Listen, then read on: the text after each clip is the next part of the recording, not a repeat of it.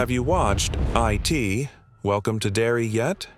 Because if you have, you're probably not sleeping great right now. Over 5.7 million people binged it in the first 3 days, and honestly, I get why. Pennywise is terrifying. But you know what's even more terrifying?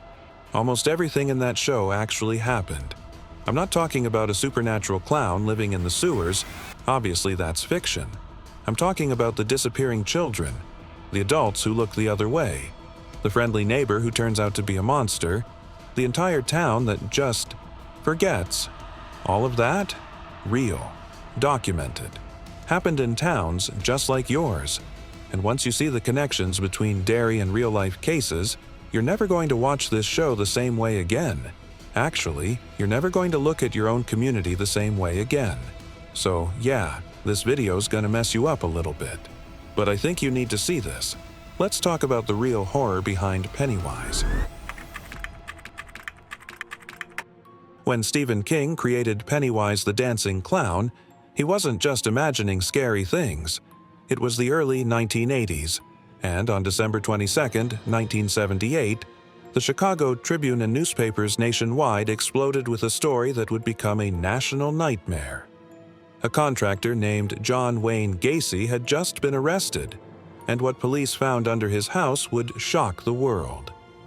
Between 1972 and 1978, Gacy murdered at least 33 young men and boys.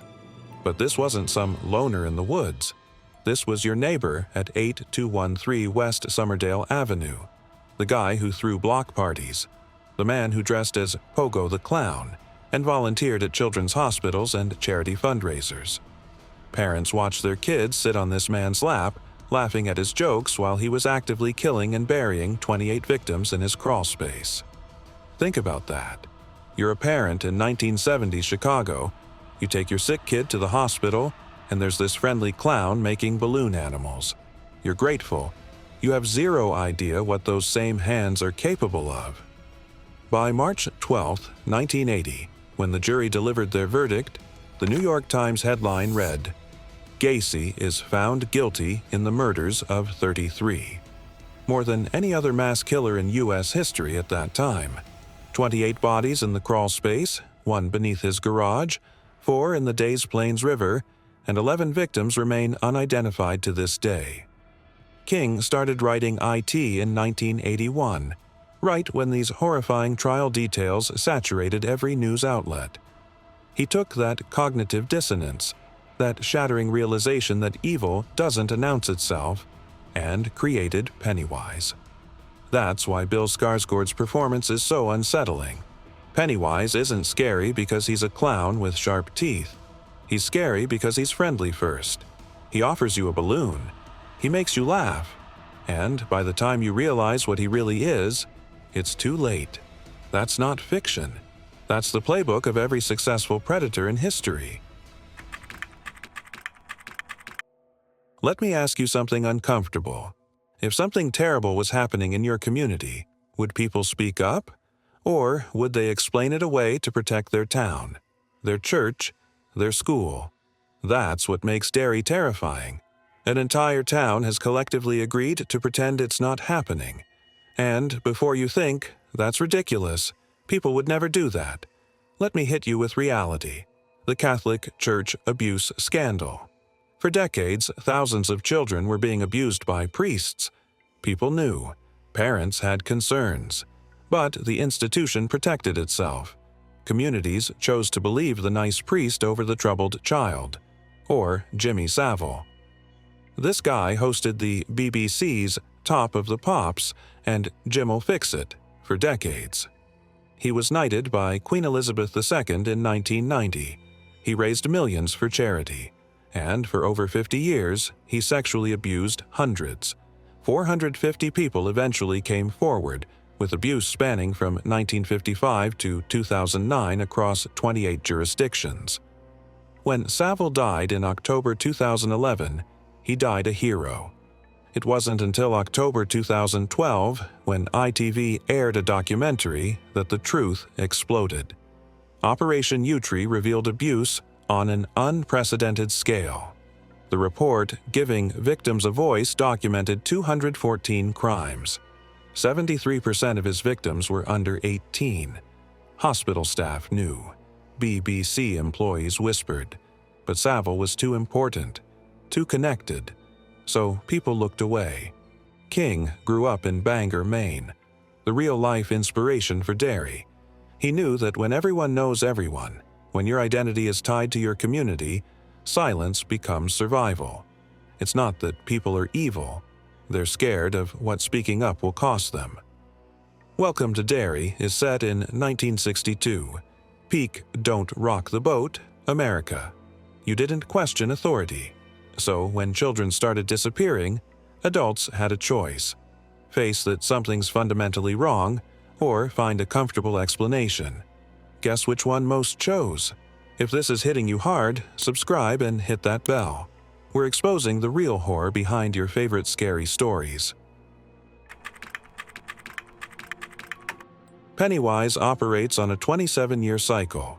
He wakes up, terrorizes Derry, feeds, then goes dormant. Welcome to Derry explores 3 seasons, 1962, 1935, and 1908. Different eras, same horror, same town looking away. You might think that's just a plot device. Except cyclical violence is absolutely real. Serial killers have cooling-off periods. Dennis Rader, the BTK killer, would murder someone, then go years as a normal family man, church president, scout leader. Then the urge returned. The Golden State Killer had huge gaps between attacks, but it goes deeper. Between February 1976 and March 1977, just 13 months, 4 children were abducted and murdered in Oakland County, Michigan. WXYT Radio's presentation, Winter's Fear, The Children, the Killer, The Search, won the Peabody Award in 1977. After March 1977, the killings stopped. The Oakland County child killer has never been identified. The Atlanta child murders claimed at least 28 victims over 22 months starting July 21, 1979. Almost all young African American children and teens. The FBI got involved on June 22, 1980. By May 1981, the killings stopped after Wayne Williams was arrested.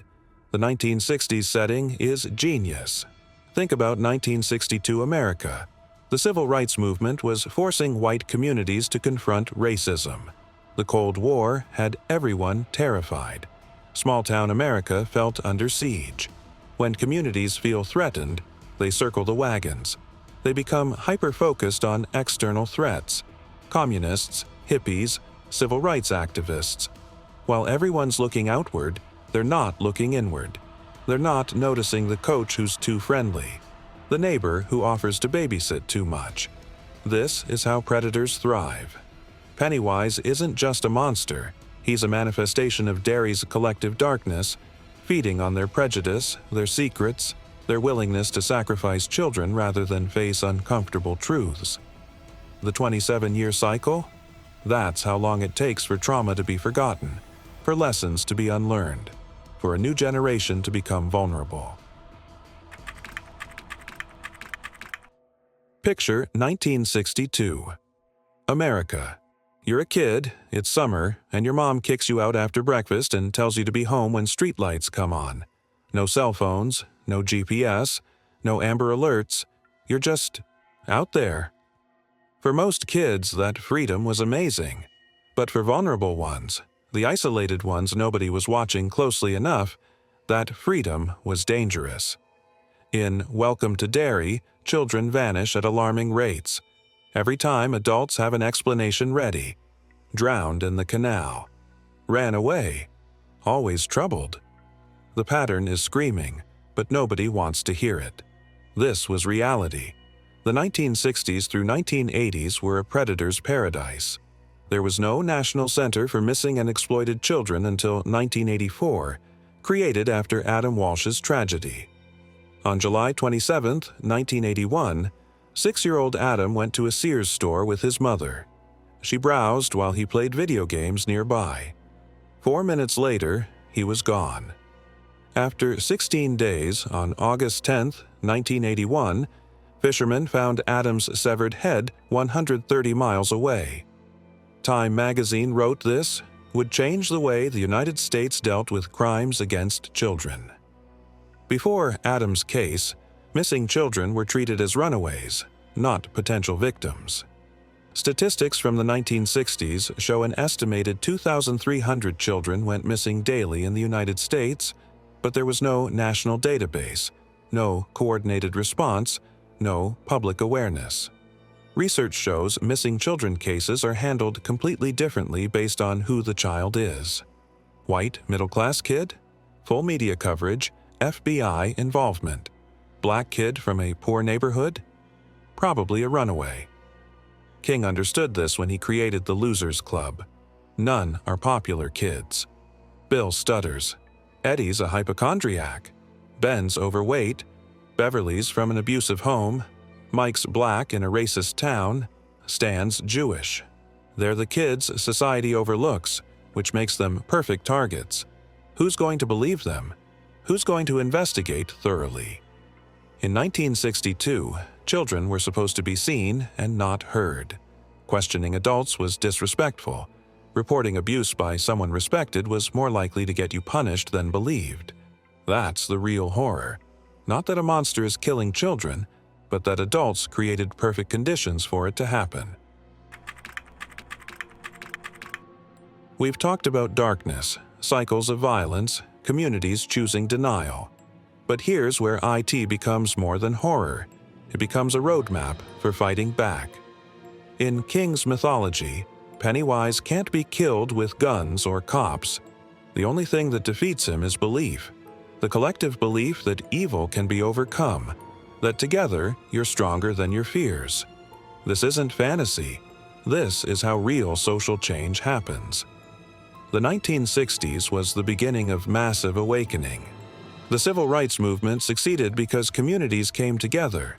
Not one hero, but ordinary people finding courage in numbers. Why did Gacy's murders continue from 1972 to 1978? Why did Savile abuse people from 1955 to 2009? Because of silence. But when that silence breaks, when survivors speak up, when believers support them, that's when change happens. The ITV documentary exposing Savile aired October 3, 2012, and within days, 450 people came forward. That's the power of one voice giving others permission to speak. Welcome to Derry shows what happens when communities aren't there yet. When people choose comfort over confrontation. When cycles spin because nobody has courage to stop them. By recognizing these patterns in fiction, we become better at spotting them in reality. When you see someone isolated, when you hear concerning rumors dismissed, when you notice patterns that don't add up, you have a choice. Be like Derry's adults and look away, or be like the Losers Club and trust your gut. Evil persists because good people are scared to be wrong, scared to make waves, scared to be the one who speaks up. But courage is contagious. Look, I get it if you need to step away from your screen right now and just breathe for a minute. This stuff messed me up for days while I was researching it, and I'm still thinking about it. But next time you sit down to watch It, Welcome to Derry. And yeah, new episodes are dropping every Sunday until mid-December. I want you to think about what you're actually seeing. Because it's not just some scary clown show. It's showing us how easy it is for entire communities to just look the other way. How we all become complicit when we choose comfort over confronting hard truths. And here's what really gets me. This isn't about some fictional town in Maine. This is about your town. My town. Every town. We all have those whispers, those things everyone knows, but nobody wants to say out loud. So what are you going to do about it? Because that's the real question here. Anyway, I'd love to hear what you think. Have you noticed other connections I missed? Did this totally change how you see the show? Let's talk in the comments. Seriously, I read them. And if you want more of this kind of deep dive where we look at the real darkness behind horror stories, go ahead and subscribe. I've got some seriously disturbing stuff coming up. Alright, I'm gonna go watch something light and stupid to cleanse my brain. You should probably do the same. Take care of yourself, okay? And maybe don't trust anyone in a clown suit. Or anyone, really. I'm kidding. Sort of. Okay, so I know everyone says subscribe and hit the bell. But genuinely, if you like learning about the real nightmares that inspired your favorite horror stories, stick around. I post these deep dives every week, and each one gets progressively more disturbing. You've been warned. Okay, subscribe button's right there whenever you're ready.